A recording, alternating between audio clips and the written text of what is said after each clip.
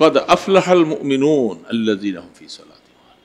আল্লাহ পাক আরো কতগুলি গুণের কথা সামনে আনতেছে। সমস্ত গুণগুনার মধ্যে প্রথম, আর হাদিসের মধ্যে আছে আউয়ালু মা ইউহাসাবু ইয়াউমাল কিয়ামাতে as-সালাহ। হাদিস আরো আছে কিয়ামতের ময়দানে প্রথম নামাজের হিসাব হবে। নামাজ ঠিক, অন্যটা এলোমেলো হইলেও আল্লাহ পাক বলবে যা। নামাজ দোস্ত, নামাজ বানাইতে হয়। নামাজ এটা বানাবার জিনিস, ট্রেনিংয়ের জিনিস। এগুলোর উপরে অনেক কথা আছে। আল্লাহর হাবিব সাহাবায়ে কেরামদেরকে দাঁড় করে করে নামাজ পড়াইছে। কিভাবে রুকু দিবা, কিভাবে সেজদা দিবা, কিভাবে হাত বাঁধবা, কিভাবে তুমি দাঁড়াইবা, কতটুক ফাঁককে দাঁড়াইবা, রুকুটা কেমনে করবা, হাতগুলি কোথায় রাখবা, সবগুলি আল্লাহ রসুল দেখতেছে, পড়তেছে, হয় না। তখন আবার রসুল বলতেছে তোমার নামাজ হয় নাই, আবার পড়ো। নামাজ হয়নি, আবার পড়ো। তাইলে বোঝা যাচ্ছে যে নামাজটা শিখার বিষয়, শিখার বিষয়। বলেন তো, আমরা আমাদের এই সমাজের যারা মুসল্লিরা, আমরা মসজিদ ভর্তি, সবে বরাতে হাজার হাজার মুসল্লি, নামাজ শিখছি কয়জনে? কতদিন ট্রেনিং নিছিলাম কোন হুজুরের কাছে? নিছি?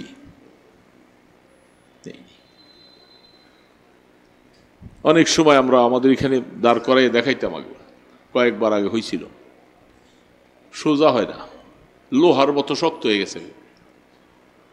এই উল্টা পাল্টা চলতে চলতে চলতে তখন এটা ভাও করা যায় না। সেজদার মধ্যে যে পা গুলি কাল পিছন দিকে লড়ায়, আরে ওরে বেটা তুই সেজদা না করবি, পাউডি পিছন দিয়ে লড়তেছে কা, কতক্ষণ এই পাশে নেই, কতক্ষণ ওই পাশে নেই, কোনটা ওই পায়ের উপরে বসে, কোনটা খাড়াইয়া থাকে, কোনটা। এই হইল নামাজ। আল্লাহ পাক পুরস্কারটা এমনি বলে নাই, এই জন্য দোস্ত, খুশু খুজুর সাথে নামাজ হবে, দিলের মধ্যে আল্লাহর ভয় থাকবে। এই জন্য এই ইসলাহি মাহফিল, পীর মুরিদি সবকিছু মানে বড় বড় কতুলিকাল কাল তাহাজ্জুদ পড়লে হবে না। এক বস্তা তাহাজ্জুদ পড়েন, জিকির করেন, কিন্তু আসলে আল্লাহ পাকের ভয় সৃষ্টি করা অন্তরের মধ্যে, এটার জন্যই ইসলাহি তাআলা। অন্তরের মধ্যে আল্লাহর ভয় আসতে হবে, আল্লাহর মহব্বত আসতে হবে। আল্লাহ পাকের ভয় আর মহব্বত, এই দুইটা হলো ইবাদতের মগজ, আবদিয়তের মগজ। এটা আব্দ, দাস। আমি দাস, আমার কোনো স্বকীয়তা নাই, আমার কোনো খেয়াল থাকবে না, কিছু থাকবে না, সব কিছু আমার মাওলার ইচ্ছা। এই জন্যই তো আমরা দোকান ছাইরা নামাজ পড়তে পারি না। আমার ব্যবসাটাকে লস দিয়ে কি আমি নামাজ পড়ব? এত লক্ষ লক্ষ টাকার দোকান সাজাইছি। হ্যাঁ, আসতেছি রমজান মাসে বলবে, কিছু হুজুররা কথা বলবে, রমজান মাসে এত লক্ষ লক্ষ টাকার, কোটি কোটি টাকার মাল সাজাইছি, আমি এখন এটা থুয়ে দিয়ে নামাজ পড়তে গেলে আমার দোকান তো লাল বাতি জ্বলবো, কাস্টমার সারা যাব, ওই ব্যাটায় বেচা সব শেষ করব। এই জন্য রোজা আসলে নামাজ পড়ে না, পড়লো এই সবার শেষে আইসা সূর্য ডুবে যায় কোন রকম। আমি দেখিতে মাঝে মধ্যে দৌড়াই আইসা সেজদারা দিয়ে দিয়ে সূর্য ডুবে যায়। উনি এত বড় ব্যবসার মধ্যে মন হামেক হয়ে গেছে, এইরকম ব্যাপার লিপ্ত হয়ে গেছে। আল্লাহর বান্দা, এই রোজা আসতেছে, আল্লাহ কি আসতেছে না, ঠিক না? খরিদ্দাররাও নামাজ পড়ে না, বিক্রেতাও পড়ে না। বেচা কিনার জন্য মহিলারা বাজারে ভিড়, ঘাম চোটে, রোজা রাখে না, কতক্ষণ পরপর পিপাসা লাগে, চুরি করে করে পানি খায়। আমার আমলের কিছু হিসাবও করা দরকার ছিল। একটা পবিত্র দিনে আমি আল্লাহ পাকের জন্য কি করলাম? আসলে তো আল্লাহ পাকের জন্য কিছুই করা হয় না, সব নিজের জন্যই করা হয়। তারপরেও আল্লাহ পাকের বড়ত্ব, আল্লাহ পাকের গুরুত্ব আমার দিলের মধ্যে কত আনা আসছে। আমি কতটুকু আমার ব্যস্ততার বাজার সদা ইত্যাদি সব নিয়ে যা ব্যস্ত ছিলাম, এই ব্যস্ততার মাঝে আমি আমার মালিকের স্মরণ কতটুকু করেছি। অল্প সময় আমি কিছু কথা বলবো, তারপরে আমাদের মাওলানা আবুল হাসান সাহেব কথা বলবেন।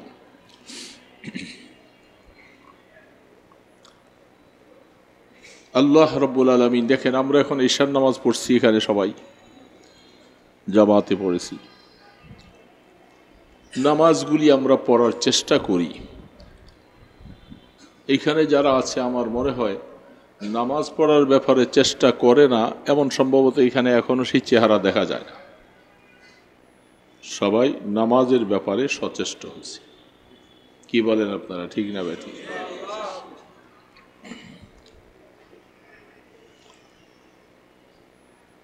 ছোট্ট আয়াত পড়েছি সূরা মুমিনুন থেকে।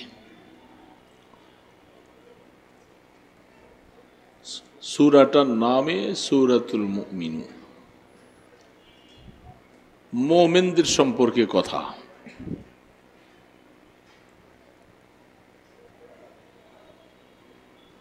মুমিনুন এক বছর, মুমিনুন বহু বছর। মুমিনদেরকে নিয়ে আল্লাহ পাক কথা বলতেছেন। এই সূরাটার প্রথমেই সেই শব্দটা ব্যবহার করছে, কদ আফলাহাল মুমিনুন। মুমিনরা তারা সফলতা অর্জন করে ফেলছে।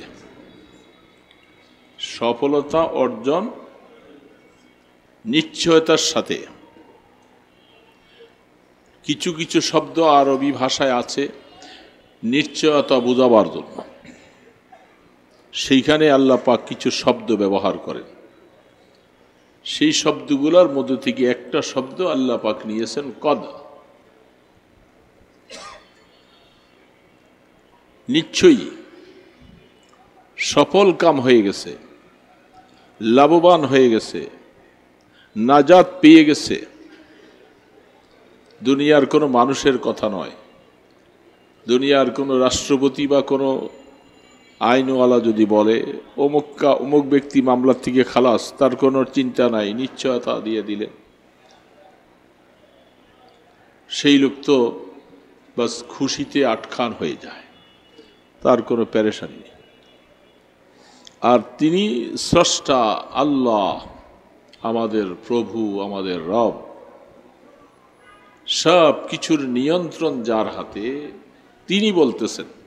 তাহলে তার কথাটা দুনিয়ার রাজা বাদশাদের কথার থেকে কত গুরুত্ব বয়ে আছে। কদ, নিশ্চয়ই, অবশ্যই, আফলাহা, এই একটা শব্দ আরবিতে আছে। হবে শব্দটা একটা আরবিতে গ্রামার আছে, হচ্ছে হবে, আর আরেকটা হলো হয়েছে। আমরা বাংলা ভাষায় বুঝি তিনটা কাল, অতীতকাল, বর্তমানকাল, ভবিষ্যৎকাল।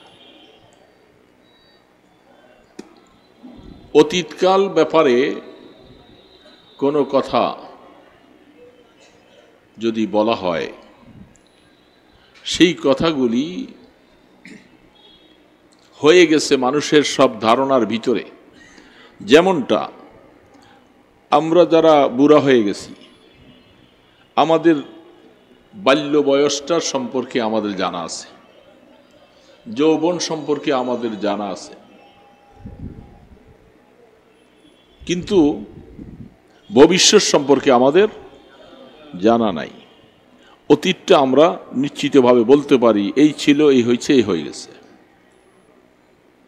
তাহলে অতীতের ব্যাপারে নিশ্চয়তা দেওয়া যায়, হয়তো স্পার বা অস্পার নিশ্চয়তা। আল্লাহ রাব্বুল আলামিন সেই অতীতের শব্দটা ব্যবহার করেছেন। অথচ আমাদের ধারণা অনুযায়ী ব্যবহার করা দরকার ছিল ভবিষ্যতের কথা, যেহেতু ভবিষ্যৎ আমাদের সামনে। সামনে কি হবে না হবে, কবরে কি হবে, হাসরে কি হবে, আখেরাতে কি হবে, সেই সম্পর্ক কথাগুলি ভবিষ্যৎ শব্দ দিয়া বলা ছিল। যেমন সেই শব্দটা আফলাহা শব্দ না হইয়া ইয়াফলাহু হতে পারত আরবি গ্রামার অনুযায়ী। ওই লোকগুলি সফলতা অর্জন করবে। সফলতা অর্জন, সেই কথাটা আল্লাহ পাক ওইভাবে না বলে ঈমানদারকে বিশ্বাস দেখাবার জন্য, তার অন্তরে বুঝাবার জন্য আল্লাহ পাক অতীতকালের শব্দটা না বলছে, আমি আল্লাহ তোমাদেরকে আগাম সংবাদ দিয়ে দিলাম, তোমরা সফলতা পাইয়েই গেছো, পাইয়ে গেছো। পাইতেছো, পাইবে এমনটা না, তোমরা সফলতা পেয়ে গেছো, নিশ্চিত থাকো। কদ আফলাহাল, এরা কারা? যারা এই সফলতাটা পেয়ে গেছে, যাদের সম্পর্কে আল্লাহ পাক বলছেন, যেহেতু সূরাটার নামই সূরাতুল মুমিনুন, মুমিনদেরকে নিয়ে আলোচনা হচ্ছে, আল্লাহ পাক মুমিনদেরকে নিয়ে কথা বলা শুরু করেছেন প্রথম অবস্থায়। মুমিন তো বুঝছেন, মুমিন যার অন্তরে 6টা কথার উপরে পুরোপুরি দৃঢ়তা বিশ্বাস আছে। এই 6টা কথার ব্যাখ্যা বলতে গেলে রাত শেষ হয়ে যাবে।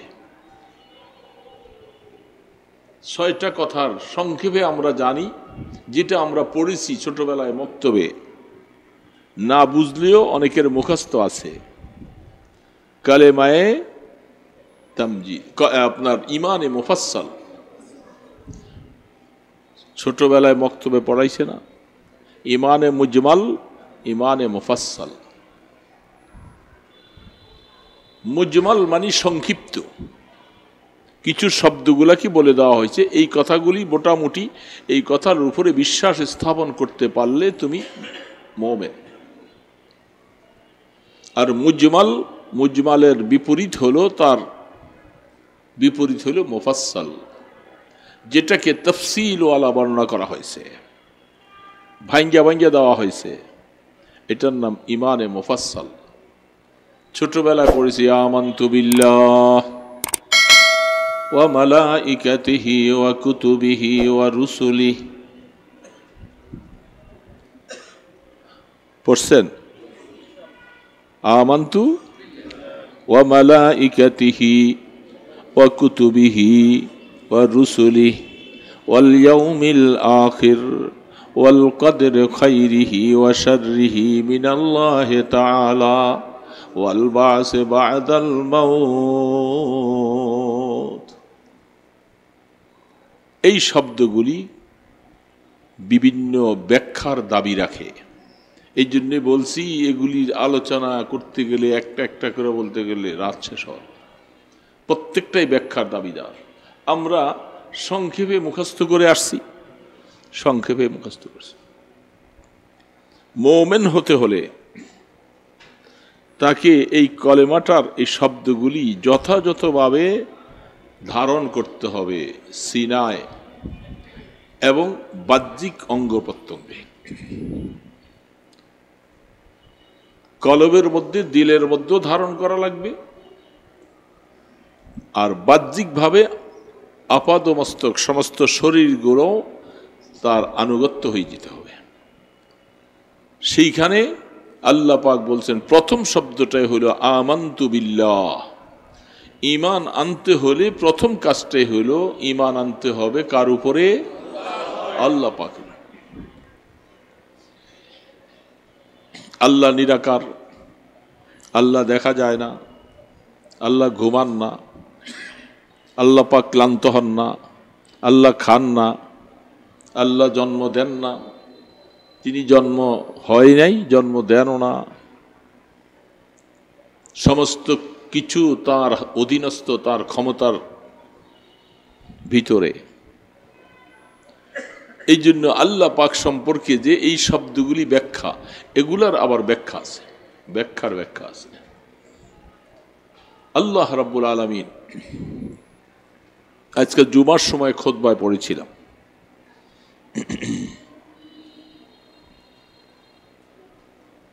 সারা পৃথিবীর মানুষ যদি একত্রিত হয়, আইয়ান ফাউক, তোমাকে কিছু উপকার করবে, সকলেই একমত আমি তার উপকার করব, তিনি বলে আমি উপকার করব, তিনি বলে আমি উপকার করব, একবারে রাষ্ট্রপ্রধান থেকে সকলে বলে আমরা তার উপকার করব, সাধ্য অনুসারে উপকার করব। তার উপকার করব, আল্লাহ পাক বলেন সমস্ত মানুষ একত্রিত হয়ে যদি উপকার করার কথা বলা হয়, তারা কতটুকু উপকার করবে, মা কাদ্দার আল্লাহ, আমি আল্লাহ তার জন্য যতটুকু নির্ধারণ করেছি ঠিক সেই মাপের ভিতরে থেকেই তারা উপকার করবে, এক চুল পরিমাণ আমার এই নির্ধারণের বাহিরে যেতে পারবে না। লাইয়ান ফাউকা শাই, কোনো উপকার করতে পারবে না আমার নির্ধারণ করার বাহিরে। মা কাতাবাল্লাহু লাক ওয়ালা বিজতামাউ, আর সারা পৃথিবীর মানুষ একত্রিত হয়ে কাহাকেও ক্ষতি করার জন্য সবাই একমত, একসাথে জোট বেঁধেছে, লা ইয়াদুররুকা শাই ইল্লা কাতাবাল্লাহু আলাইক, সে অতটুক ক্ষতি করতে পারবে না আমি আল্লাহ তার জন্য যতটুকু লিখে দিয়েছি এর এক সুতা বাড়তেও পারবে না। এই শব্দটা আজকে জুমার খুতবায় গেছে, হাদিসটুকু হাদিসে কুদসি। তাহলে সমস্ত কিছুর নিয়ন্ত্রণ তার হাতে, তার হাতে সব নিয়ন্ত্রণ। এই কথাটা আল্লাহ পাকের উপরে আমান্তু বিল্লাহ, এই যে আমান্তু বিল্লাহ ঈমান আনলাম আল্লাহর উপরে, এগুলি সব ব্যাখ্যা আসবে, এগুলি সহ আল্লাহর উপরে ঈমান আনা। আল্লাহ পাক সব কিছু করেন, আমিও কিছু করি। আল্লাহ সব কিছু করেন, আমিও কিছু করি। তাহলে কি হইল? কিছু আল্লাহ করে, কিছু আমিও। তাহলে আমান্তু বিল্লাহ হলো না, আল্লাহর উপরে ঈমান হলো না। যেটা আমাদের সমাজে অনেক কিছু হয়, অনেক কথা বলতে বলতে আগে আল্লাহ, এটা অনেক সময় অনেক সাধারণ মানুষ বলে আগে আল্লাহ আমি পাশে আছি। এটা আবার কেমন কথা? আল্লাহ আগে আর তুমিও পাশে, তাহলে দুইজন পাশাপাশি মিলে গেছো। হ্যাঁ, এটা শব্দ বাজে শব্দ। আমান্তু বিল্লাহর মধ্যে এই শব্দ আসবে না।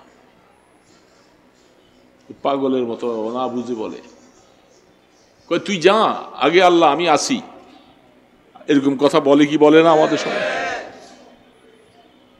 তুই যা আগে আল্লাহ হেও আছে, তাহলে আল্লাহ কিছু করে তুমিও কিছু করো, এটা তো আল্লাহ মানবে না।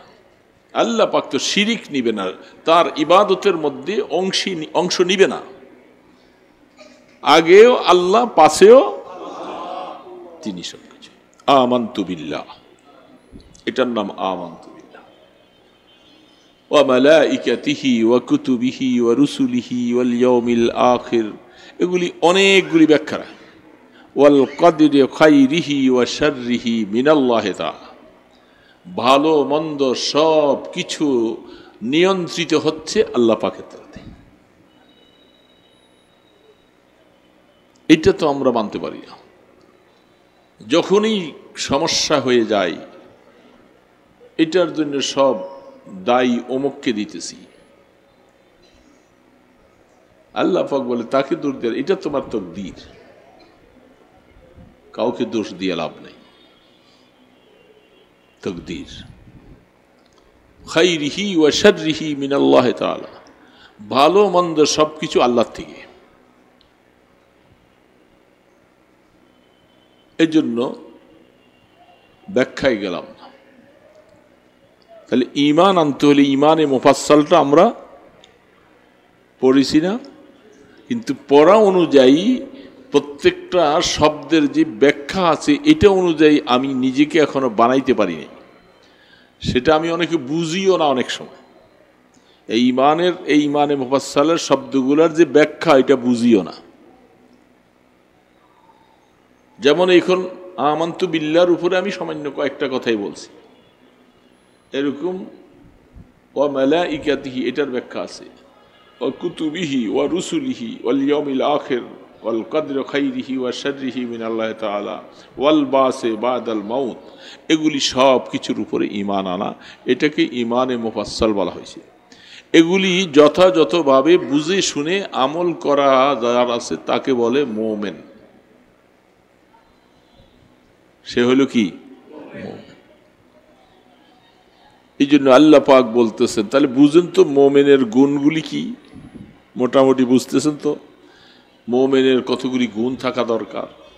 সেই গুণগুলি থাকলে তাকে মুমিন বলা হয়। দিলের ভিতরে যাবে, বাস্তবে তা দেখানো হবে। দেখেন আল্লাহ সুবহানাহু ওয়া তাআলা ঈমানের পাশাপাশি একটা ইবাদত দিছে, সেই ইবাদতটাকে বলা হয় সালাত। ঈমানের পরে একটা ইবাদত দিছেন, কারণ ঈমান এমন একটা জিনিস দেখা যায় এটা কলবিশাই, এটা কলবের মধ্যে শুরু হয়। ঈমানটার জায়গা কোথায়? কলবে। আপনি যে কলবে ঈমান আছে না নাই এটাকে বহির্প্রকাশ করার জন্য সবচেয়ে প্রথম উপকরণ হলো নামাজ। দিলে আমার ঈমান আছে না নাই এটা বুঝাবার জন্য আমার কাছে যেটা বাহ্যিক দেখা যাবে, একদল কমবখ্ত ভণ্ড পীরেরা আছে, তারা বলে আমরা দেখুন না ইবাদত করি না, এই জন্য এরা নামাজ পড়ে না, বলে আমরা নামাজ মনে মনে পড়ি। এদের অনুসরণ করেও আরেক দল ভণ্ড, ওটি যেই পথ ওইটাও সেই পথ, শয়তানের সাথে শয়তান মিলে। এই জন্য এরা দেখুন না ইবাদত করে না, এরা মনে মনে ইবাদত করে। আল্লাহ পাক বলে যে আমি ঈমানটা প্রকাশ করার জন্য তোমার জন্য দেখুন না একটা ইবাদত প্রথম দিয়েছি, সেটাই নামাজ। এই নামাজ এটা পড়লেই বোঝা যাবে যে তুমি মুমিন কিনা। তুমি নামাজ পড়ো না, এখন তুমি মুমিন বলে দাবি করলে অনেকটাই সমস্যা হবে। এখন এই সমাজের আমরা সব মুমিনরা যারা গাড়ি চালায়, ব্যবসা করে, রিক্সা চালায়, অটো চালায়, ট্রান্সপোর্ট লেভেলে কাজ করে, লঞ্চ চালায়, স্টিমার চালায়, দেখবেন এর মধ্যে ৮০% নামাজ পড়ে না। শতকরা ৮০% নামাজি না। কি বলে, সত্য না মিথ্যা? আরেকটা আশ্চর্যের বিষয় দেখেন,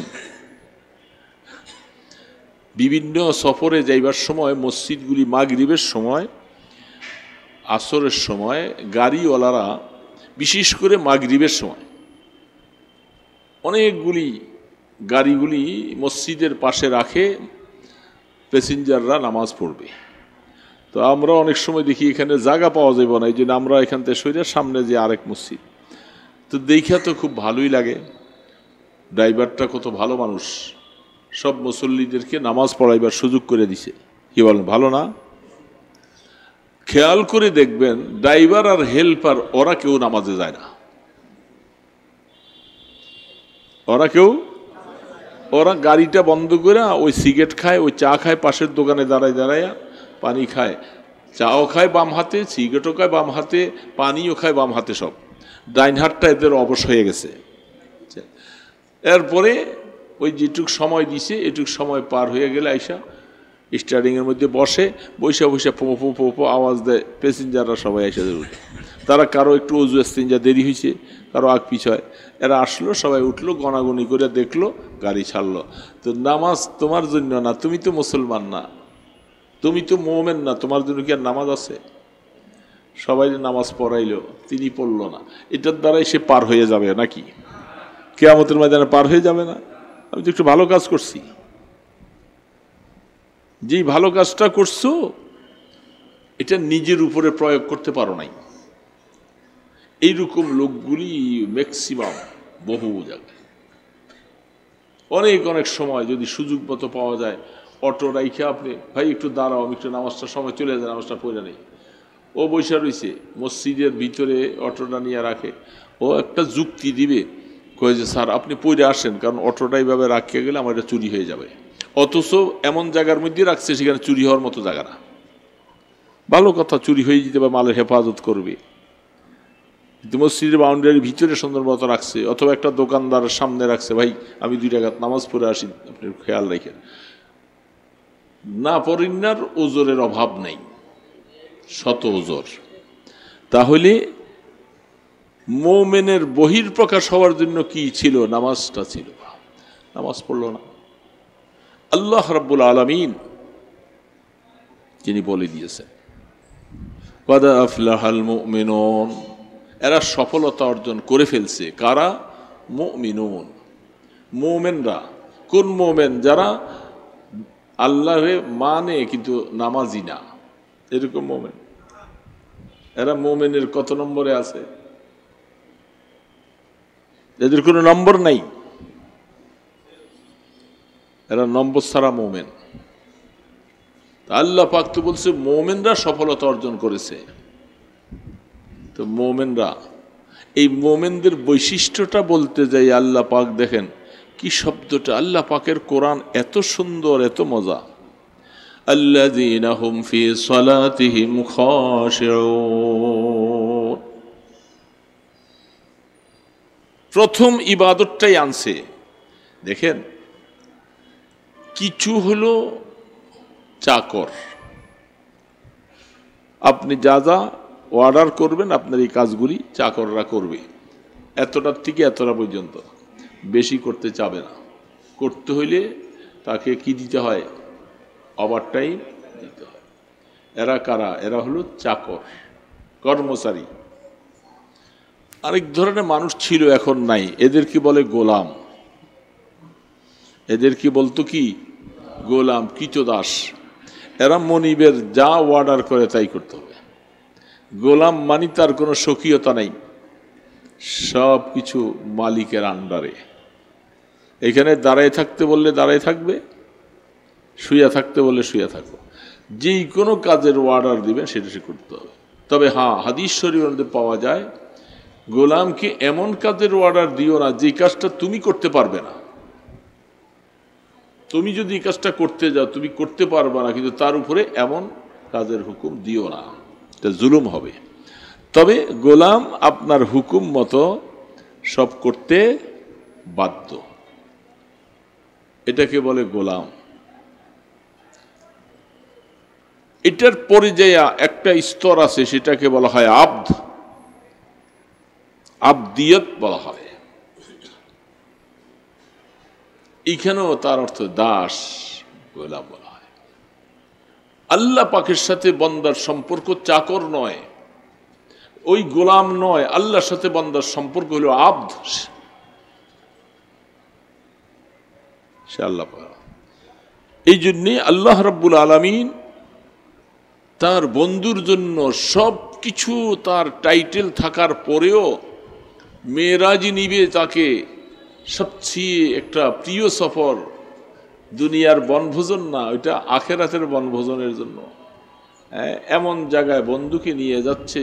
সেইখানে আল্লাহ পাক তার জন্য যে শব্দটা ব্যবহার করেছেন সেখানে আব্দ শব্দটা আল্লাহ ব্যবহার করেছেন। সুবহানাল্লাযী আসরা বিআবদিহি লাইলাম মিনাল মাসজিদিল হারাম ইলাল মাসজিদিল আকসা। সেইখানে আল্লাহ পাক তার বন্ধুর সাথে আব্দ শব্দটা ব্যবহার। আব্দ ওই ব্যক্তিকে বলা হবে। আমরা তো নামে কসম আজিজ মিসির, কামের বেলায় কিছু না, আমরা আব্দ বলি আর কি, আমরা আল্লাহর আব্দ, দাস। আসলে আমরা হাকিকতে আব্দ হতে পারি নাই। আব্দ তো হবে ওই ব্যক্তি, ওই সত্তা, তার কোনো খেয়াল, তার কোনো খুশি, তার কোনো স্বকীয়তা থাকবে না। আমার আল্লাহ যা বলেন তাই আমি করব, আল্লাহ আমাকে যার থেকে বিরত থাকতে বলছেন তা আমি বিরত থাকব। এটার নাম আব্দ, আর এটার নাম মুসলিম। এই জন্য আল্লাহ পাক বলছেন মুসলিম, মুসলমান না হইয়া কবর আইসো না, মুমিন না হইয়া কবর আইসো না, বলে মুসলিম না হইয়া, এটা মুসলিম। তো আল্লাহ রাব্বুল আলামিন দেখেন বলতেছে সফলতা অর্জন করবে কারা? আল্লাযীনা হুম ফি সালাতিহিম খাশিউন,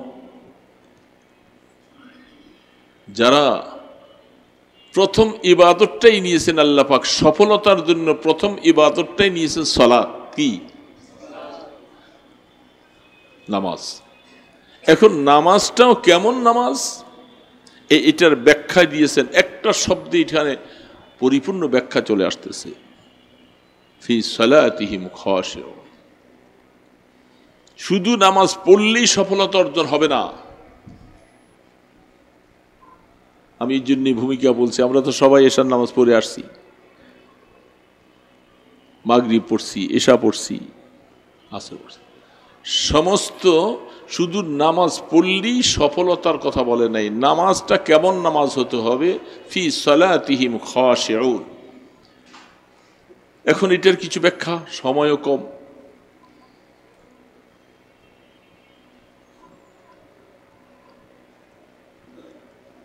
প্রথম জিনিসটুকু, খাশিউনের মধ্যে খুশু আর খুজু দুইটা শব্দ আমাদের দেশে কিতাবে লেখা হয়, একটা খুশু আর একটা খুজু। আমরা অনেক সময় দেশি বলি খুশু খুজুর সাথে নামাজ পড়ো, খুশু খুজুর সাথে নামাজ পড়ো। এটা আমাদের দেশে একটা প্রচলন আছে ভাষাগত, শুনছেন আপনারা এই শব্দটা? মিয়া খুশু খুজুর সাথে নামাজ পড়ো। খুশুটা কেমন হবে? এটা ভিতরগত জিনিসটা আগে। নামাজটার মধ্যে দাঁড়াবার আগে আমার দিলের মধ্যে আমার আল্লাহ পাকের একটা ভয় অন্তরে থাকবে, আমার আল্লাহ পাকের ভয় থাকবে। আমি আমার মালিকের হুকুম পালন করতে আসছি, আমার মালিক কিভাবে হুকুমটা আদায় করলে খুশি হবেন, আর যদি আমি এটা ঠিকমতো আদায় না করতে পারি, যদি ব্যত্রাঘাত করেন, আমার অন্তরটা খুশু থাকবে, আল্লাহর ভয় থাকবে। খুজুর মধ্যে যে বলা হচ্ছে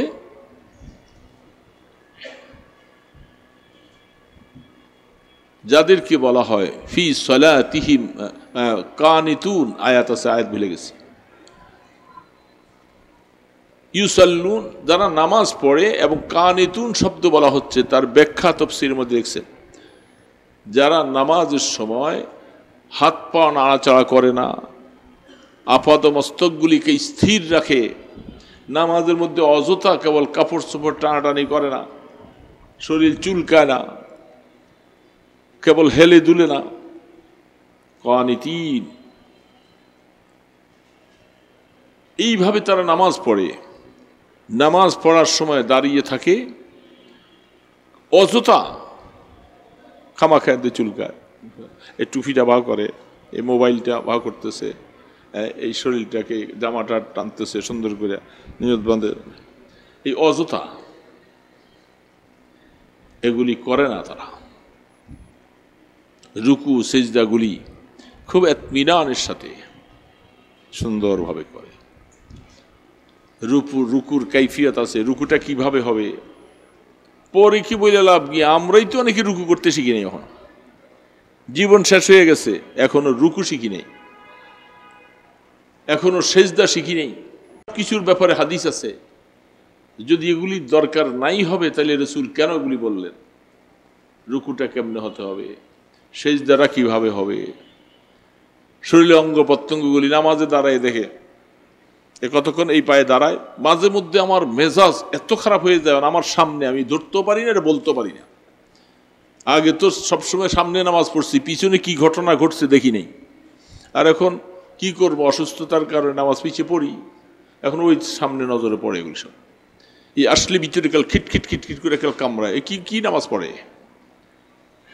কি পড়ে?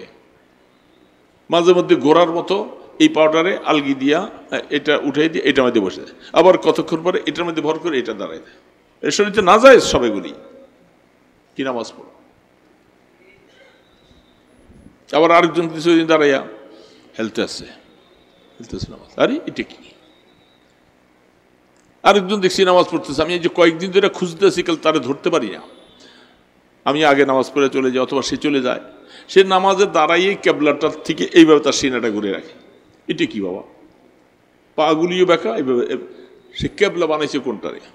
আমি কত দেখি কি ব্যাপার, কয়েকজনকে দেখাইছিও, তারা বলে হুজুর হাস এতে এমনি দাঁড়াইছি কে, অথচ সুন্দর সুফি সাহেব দাঁড়িয়ে দাঁড়িয়ে আছে জুব্বাওয়ালা, আমাদের সিনাটা কেবলাতে ঘুরে দিছে। এটা কি